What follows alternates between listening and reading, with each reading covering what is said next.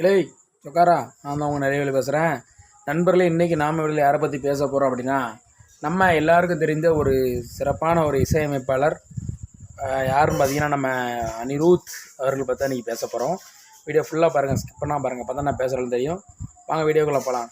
நண்பர்களே, நம்ம எல்லாருக்கும் தெரிந்த ஒரு சூப்பரான ஒரு பாடகர், சும்மா எந்த பாட்டு பாடாலும் எல்லோரையும் ஆட வைக்கிற ஒரு பாடகர் அனிருத் அவர்கள் வந்து எப்படி திரைத்துறையில் வந்தார் தெரியுமா? அவர் வர்றதுக்கு முழு காரணம் யார் தெரியுமா? அதை தான் பேச போகிறோம்.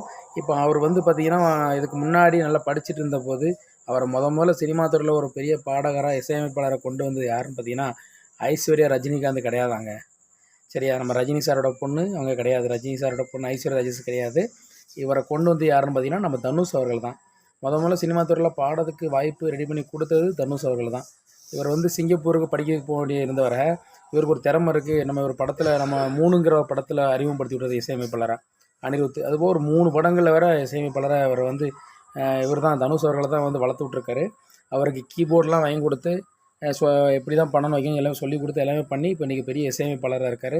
அதனால் ரொம்ப சந்தோஷமாக இருக்குது. இந்த நேரத்தில் தனுஷ் அவர்கள் வந்து நம்ம அனிருத் அவர்களை வளர்த்து விட்டார் அப்படிங்கிற இந்த நேரத்தில் பெருமையாக இருக்குது. அதாவது பார்த்தா சொல்கிறலாங்க, ஒரு மனுஷன் வளர்ந்து வாரான் அப்படின்னா அவனுக்கு திறமை என்ன தான் இருந்தாலும் அந்த திறமையை வெளிக்கொண்டு வர்றதுக்கு கண்டிப்பாக ஒரு துணை வேணும், ஒருத்தர் வேணும். அப்படி இருந்தால் மட்டும்தான் அவங்க அந்த திறமையை வெளியே கொண்டு வர முடியும். இப்போ எப்படி அனிருத்துக்கு தனுஷ் கிடச்சிரோ அதே மாதிரி இப்போ நானும் மீடியாவில் வீடியோ போட்டுட்ருக்கேன். எனக்கு திறமைகள் நிறைய இருக்குது. ஆனால் அந்த திறமையெல்லாம் வெளியே கொண்டு வர்றதுக்கு அவரை மாதிரி எனக்கு ஒரு ஆள் இருந்தால் தான் நானும் வெளியே வர முடியும், வாழ்க்கையில் ஜெயிக்க முடியும். அதனால் திறமை மட்டும் இருந்தால் போதாது, அதை கை தூக்கி விடுறதுக்கு ஒருத்தர் வேணும் அப்படிங்கிறது இந்த வீடியோ மூலம் நான் சொல்லிக்கிறேன். அதனால் கண்டிப்பாக அனிருத் அவர்கள் இப்போ பெரிய ஒரு பாடகராக இசையமைப்பாளராக இருக்கார். வாழ்த்துக்கள். மேலும் மேலும் உங்களை பணி சிறக்க வாழ்த்துக்கள் அனிருத் அண்ணே.